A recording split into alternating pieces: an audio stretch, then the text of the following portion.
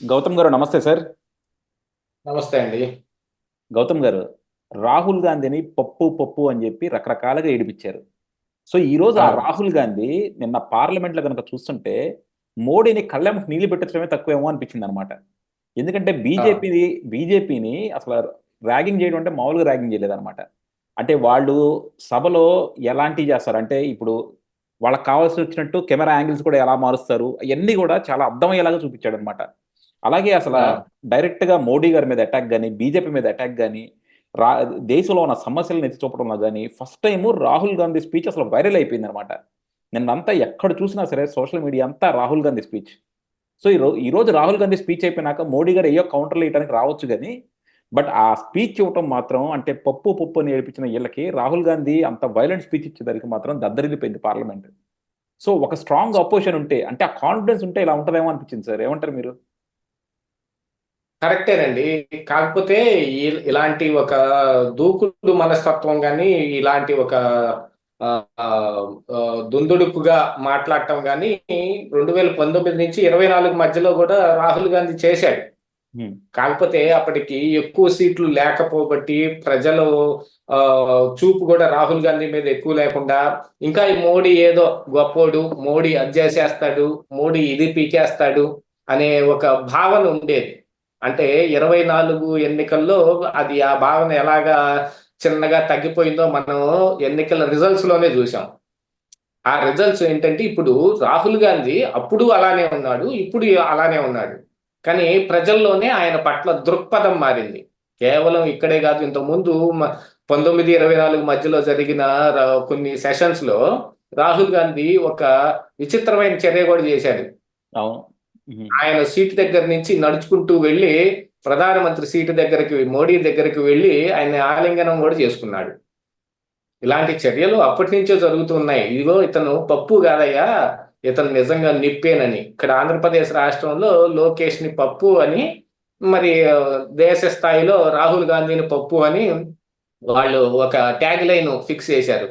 చిన్నగా ఆ పప్పు ఆ ట్యాగ్ లైన్ వాళ్ళు ఎవరు పెట్టారో వాళ్ళకెళ్ళింది. ఇక్కడ రోజాకయ్యింది. పప్పు మాడిపోయింది. అక్కడ మోడీకయింది. మళ్ళీ ఆడ కూడా పప్పు మాడిపోయింది. అసలు ఇప్పుడు నీటిలో జరిగిన ఒక పెద్ద చర్యని అక్కడ పార్లమెంటులో చర్చ జరగాల్సిందని గట్టిగా పట్టుబడితే వాళ్ళందరినీ బయటకు పంపించడం తప్ప వేరే మార్గం ఏముంది వీళ్ళకి చెప్పండి? హ్మ్. వీళ్ళకి సరిపోయిన నంబర్ ఉంది. గవర్నమెంట్‌లోకి వచ్చారు అన్న పేరుకే గాని, వాళ్ళకి ఇండియా కూటమికి గూడా ఏమాత్రం తక్కువుంది? వాళ్ళకి పెద్ద వేరియేషన్ ఏమి లేదు. జ బలంగా జూసుకుంటే రాహుల్ గాంధీయే కూడా బలంగానే ఉన్నాడు. 240 సీట్లతోటి బీజేపీ ఎక్కువ సీట్లు సాధించిందన్న పేరుకే గాని, మరి 272 ఏమి రాలేదుగా. అట్లాగనే ఇప్పుడిక్కడ కాంగ్రెస్ పార్టీ కూడా బలంగానే ఉంది. కేవలం కాంగ్రెస్ పార్టీయే గాదు. ఆంధ్రప్రదేశ్ రాష్ట్రంలో జగన్మోహన్ రెడ్డి, మరి దేశ స్థాయిలో నరేంద్ర మోడీ ఎంతమంది శత్రువుల్ని కావాలి అనంటే రాజకీయ పరంగా అంతమంది శత్రువుల్ని వాళ్ళు బాగా పెంచి పోషించుకున్నారు.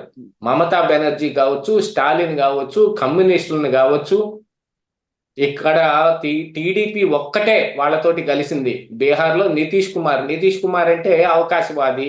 ఎటు కావాలంటే అటు, ఎప్పుడు కావాలంటే అప్పుడు మారిపోతాడు. ఇప్పుడు ఆంధ్రప్రదేశ్ రాష్ట్రంలో టీడీపీ గూడా అలాగనే అయ్యిందేమో అనే అనుమానాలొచ్చినియి. ఇప్పుడు టీడీపీ కలవకపోతే ఏంటి చెప్పండి? అవును. పరిస్థితి ఎలా ఉండేది? టీడీపీ ఇక్కడ ఎన్‌డీఏ కూటమి లేదనుకోండి. ఏం ఏం జరిగిందది? అవును. గట్టిగా అధికారంలోకి రావటం కూడా ఒకంత వాళ్ళకి కష్టమే అయ్యుండేది. టీడీపీ లేకపోతే మరి నితీష్ కుమార్ గూడా హోదా అడగకుండా ఉంది మన ఆంధ్రప్రదేశ్ రాష్ట్రమే. వాళ్ళు ఇస్తాయే తీసుకుందాం అనేలాగా ఉంది ఇక్కడ. కానీ ఏం చేస్తాం? ఇలాంటి పరిస్థితులు అయిపోయిన గవర్నమెంటే ఉన్నా గాని నితీష్ కుమార్ అడుగుతున్నాడు గానీ, మన ఆంధ్రప్రదేశ్ రాష్ట్రం నుంచి మనం అడగలేకపోతున్నాం గదా! అంటే కాపోతే ప్రభుత్వం ఏర్పడి ఇంకా ఒక నెల గూడా కాలేదు గాబట్టి, అప్పుడే వీటన్నిటి గురించి గాకుండా ఇప్పుడు ఆంధ్రప్రదేశ్ రాష్ట్రంలో ఉన్న స్థితిగతులు మొత్తాన్ని అవగతం జేసుకొని అప్పుడు అడుగుతాడు అని చెప్పుకోవచ్చేమో.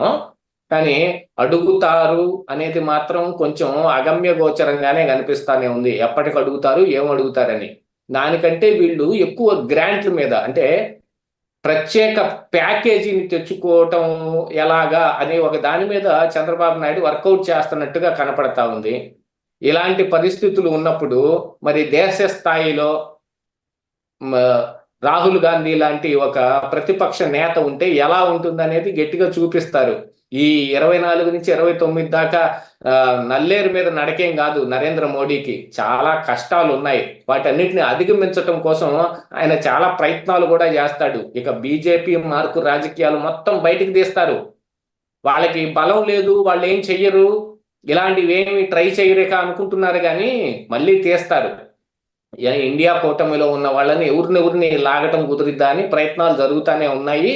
అట్లాగనే ఎన్డీఏలో ఉన్న వాళ్ళను కూడా ఏ విధంగా వాళ్ళకి ఇబ్బంది కలిగే వాళ్ళని ఏ విధంగా వాళ్ళు ఇబ్బంది పెడదాము అనే మంతనాలు వాళ్ళు గట్టిగానే చేస్తారు ఎప్పుడైనా సరే.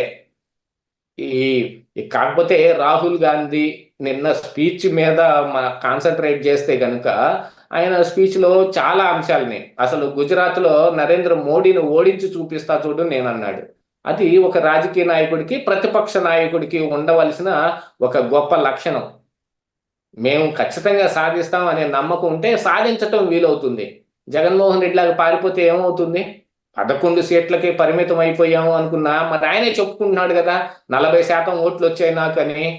ఆ 40% ఓట్లు వచ్చిన వాడు మరి ఇంకెంత బలంగా ఉండాలా?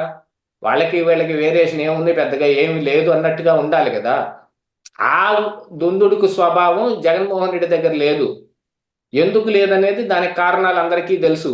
మరి అలాంటి కారణాలు రాహుల్ గాంధీకి ఏమి లేవు కదా. రాహుల్ గాంధీని ఎంత ప్రయత్నం చేశారు, అసలు ఆయన లోక్సభ సభ్యత్వానికి అర్హుడు కాకుండా, అప్పుడు ఉన్న సభ్యత్వం తీసేయటమే కాకుండా ఆయన మళ్ళీ తిరిగి ఎన్నికల్లో పాల్గొనకుండా కొన్నాళ్ళు ఆపటానికి కూడా ప్రయత్నం జరిగింది. అంత మోడీ మార్కు రాజకీయం కాదా అది?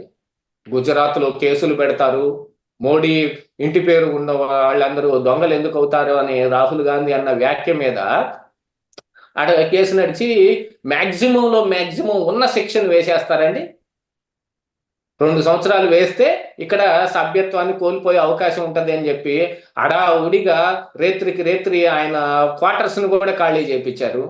ఇన్ని జరిగిన తర్వాత ప్రజలు మాత్రం ఊరుకుంటారా? ప్రతిపక్షాలకు బలం ఇస్తారు. ఆ బలం ఇప్పుడు రాహుల్ గాంధీ రూపంలో కనపడతా ఉంది. ఈరోజు మోడీ అనొచ్చు, అమిత్ షా చాలా మాట్లాడొచ్చు, లేకపోతే ఎప్పుడు వలస చట్టాలన్నిటినీ తీసేసి మన చట్టం మేము పెడుతున్నాం అనొచ్చు, ఏమైనా మాట్లాడొచ్చు. కానీ ఆ చట్టాలు వాటి వల్ల ఏం జరుగుతుందని రాహుల్ గాంధీ సవివరంగా వివరించాడు. హిందుత్వం గురించి మాట్లాడుకుంటూ వచ్చి అసలు బీజేపీ వాళ్ళు మీరే హిందువులు కాదు పోండి అనే దాకా వచ్చాడు అని అంటే చూడండి ఏ మాత్రాన ఆయన ప్రిపేర్ అవుతున్నాడు అనేది. ఎప్పటికైనా రాహుల్ గాంధీ ఒక ప్రైమ్ మినిస్టర్ అయ్యే ఒక మెటీరియల్. ఆ మెటీరియల్ ఖచ్చితంగా ప్రైమ్ మినిస్టర్ అయ్యి తీరుతుంది. కాకపోతే ఇంకొక 5 సంవత్సరాలు లేట్ అవ్వచ్చేమో. కానీ ఆ అవతానికి ఇదిగో నెక్స్ట్ మా బీజేపీ నుంచి ప్రైమ్ మినిస్టర్ క్యాండిడేట్ మోడీ మేము చెబుతున్నాం, మీరు చెప్పండి ఇండియా కూటమి నుంచి అని మొన్నటిదాకా అడిగేవాళ్ళు కదా. రేపు నెక్స్ట్ ఇదిగో Rahul Gandhi prime minister candidate అని చెప్పి అనౌన్స్ చేసుకొని రావచ్చు రేపు.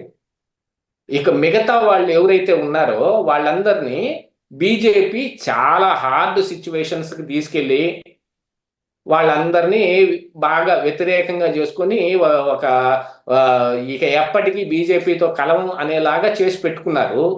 ఇక్కడ చంద్రబాబు నాయుడు ఒక్కడు నా అరెస్ట్ వెనక బీజేపీ లేదు అని ఆయన చెప్పుకున్నప్పటికీ కూడా ఎవరు నమ్ముతారు చెప్పండి? తెలుగు మాట్లాడే ఏ ప్రజానీకము చంద్రబాబు నాయుడు అరెస్ట్ వెనక బీజేపీ లేదు అని ఏ ఒక్కళ్ళు అనుకోవటం లేదు కదా. అవసరం కోసం ఇప్పుడు ఏదో చంద్రబాబు నాయుడు ఇలా మాట్లాడుతూ ఉన్నాడు, ఇక్కడ ఉన్న జగన్మోహన్ రెడ్డి నెత్తి మీద పెద్దమ్మలాగా కూర్చున్నాడు కాబట్టి అతన్ని దింపేయటం కోసం ఇలాంటి వాటన్నిటిని మనం సబ్సైడ్ చేసుకుంటాం. సబ్సైడ్ చేసుకుని పక్కకి పెట్టి మరి ఇంకొక గొప్ప నాయకుడు వస్తే ఈ ఆంధ్రప్రదేశ్ రాష్ట్రం బాగుపడుతుందని అయినా మనం తెచ్చుకునే ప్రయత్నాలు చేస్తాం. అది ఒక రాష్ట్రంలోనే జరిగితే మరి దేశ స్థాయిలో జరగదా? మోడీ 10 సంవత్సరాల పాలనలో జరిగిన అభివృద్ధి ఏంటి అనేది ఒకసారి మీరు గుర్తు చేసుకోండి. చెప్పడానికి వరుసగా ఒక పెద్ద లిస్టు చెబుతారు. ఎయిమ్స్, నీటు, లేకపోతే ఇక ఐఐటీలు ఇట్లాంటివి అట్లాంటివి అని చాలా చెబుతారు. అసలు విచిత్రమైన విషయం తెలుసా, మేము అన్ని పెంచాం ఇన్ని పెంచాం అని అంటే అసలు అవన్నీ పెట్టింది ఎవరు? కాంగ్రెస్ పార్టీ కాదు. ఉమ్. ఎందుకంటే అప్పుడు అధికారంలో ఉంది వాళ్ళు కదా. అప్పటి నుంచి వాటిని మెయింటైన్ చేసుకుంటా వస్తుంటేనే మీరు ఇప్పుడు పెంచగలిగారు. అసలు అలాంటి ఒకటి పెట్టాలి అనే ఉద్దేశం మరి ఆ రోజు కాంగ్రెస్ పార్టీయే కదా చేసింది. ఆ విషయాన్ని కూడా ప్రజలు దృష్టిలో పెట్టుకుంటారు. ఇక్కడ నెంబర్ గేమ్ జరిగింది తప్ప ప్రజలలో ఉన్న ఈ మోడీ పట్ల ఉన్న ఆరాధనా భావం ఏదైతే ఉందో అది కేవలం బీజేపీ పార్టీలో ఉన్న నాయకులు వాళ్ళ కార్యకర్తలు అంతవరకే అయిపోయింది. ప్రజల్లో అలాంటి భావం లేదు. హిందుత్వానికి రోల్ మోడల్ నేను అని మోడీ చెప్పుకునేది ఈరోజు అపహాస్యం పాలవుతుంది. ఆయన మాట్లాడిన మాటలకే దైవాంశ సంభూతుడిని, నేను డైరెక్ట్ గా దేవుడితో మాట్లాడతాను అని. అప్పట్లో ఇక్కడ కూడా ఆంధ్రప్రదేశ్ రాష్ట్రంలో కూడా జగన్మోహన్ రెడ్డి జీసస్ తోటి రోజు అర్ధరాత్రి మాట్లాడతాడు అనే ఒక పుకారు ఒకటి బయటకు వచ్చింది చూడండి. అలాంటిది డైరెక్ట్ గా మోడీయే చెప్పుకున్నాడు. ఇక్కడ జగన్మోహన్ రెడ్డి చెప్పుకోలా నేను జీసస్ తో మాట్లాడతానని. కానీ ఆయన నేను దైవాంశ సంభూతుడిని, రోజు నేను దేవుడితో మాట్లాడతాను అనే మాటలు చెప్పుకున్నాడు అని అంటే వాటన్నిటిని ప్రజలు ఎలా యాక్సెప్ట్ చేస్తారు? ఇక్కడ జరిగింది కేవలం నెంబర్ గేమ్ కాబట్టి ఆ నెంబర్ గేమ్ లో వాళ్ళు ఏదో రకంగా బయటపడ్డారు. రానున్న ఈ 5 సంవత్సరాలు మోడీకి పెద్ద కష్టకాలమే. ఆ కష్టకాలం ఎలా ఉంటుంది అనేది ఈ ఫస్ట్ లోక్సభ పార్లమెంటు సమావేశాల్లోనే రాహుల్ గాంధీ చూపించాడు. ఇక బిల్లులు వస్తాయి కదా, కానివ్వండి, ఇంకా ముందుకు చాలా ఉంది. మోడీ ఏం చేయదలుచుకున్నాడో, ఎలాంటి వాటి మీద ఏమేమి నిర్ణయాలు తీసుకుంటే వాటన్నిటి మీద ఏ రకంగా ప్రతిపక్షం గట్టిగా నిలువరింపబోతుందో మొత్తం కనపడుద్ది. ఆ శాఖ ఇప్పుడు రాహుల్ గాంధీ మాటల రూపంలో మోడీకి తగిలింది. రేపు ఈ పని రూపంలో తగులుతుంది. అంతే, ఇంకేం లేదు తేడా ఇక్కడ. అది బేసిక్గా మనం అనుకున్నట్టు ఏంటంటే రాహుల్ గాంధీ గారు అంత వైలెంట్ స్పీచ్ ఇచ్చినాక మోడీ గారు ఏంటంటే వాళ్ళు ఏదో ఒకటి కౌంటర్ ఇచ్చుకోవాలనే పనిలో పడ్డారు అనమాట. సో ఆయన చెప్తుంది ఏంటంటే ఒక స్టూడెంట్కి 100కి 99 మార్కులు వచ్చినాయి అని చెప్పి తెగ హడావుడి చేస్తా ఉన్నాడంట. తర్వాత నెమ్మదిగా టీచర్ చెప్పింది, బాబు 99 మార్కులు వచ్చినాయి నీకు, కానీ అది 100కి కాదు, అది 534కి వచ్చినాయి నీకు అని చెప్పిందంట. సో దాన్ని ఆయన ఒక జోక్గా ఆయన చెప్పటం, దాన్ని పార్లమెంట్లో నవ్వటం. సరే ఇక్కడ అనుకుందాం వీళ్ళకి 20% సీట్లే వచ్చినాయి, మరి మీకెన్ని వచ్చినాయి? మీకు 240 కదా, మీరేం గవర్నమెంట్ ఫామ్ చేయలేకపోయారు కదా. సో మోడీ గారికి ఏంటంటే ఇంకా ఆయనే సొంతగా గవర్నమెంట్ ఫామ్ చేశాను, మేము పోయినసారి అనుకున్నా అంటే ఆయన 400 వస్తాయని కళ్ళగా అన్నారు కదా, 400 వచ్చినాయి అని భ్రమలో ఉన్నట్టున్నారు. వచ్చేసి అనే భ్రమలో ఉండుంటాడు. అదే గవర్నమెంట్ ఫామ్ చేయగానే నీకు 400 సీట్లు వస్తేనే నేను గవర్నమెంట్ ఫామ్ చేశాను అనుకుంటున్నాడు. ఇది చంద్రబాబు గారును పక్కన ఈయన నితీష్ కుమార్ గారు లేకపోతే ఈయన పరిస్థితి ఏంటో అందరికీ అర్థమవుతుంది. సో అది తెలుసుకోలేకపోతున్నారు. థ్యాంక్ యూ అండి, thank you very much sir.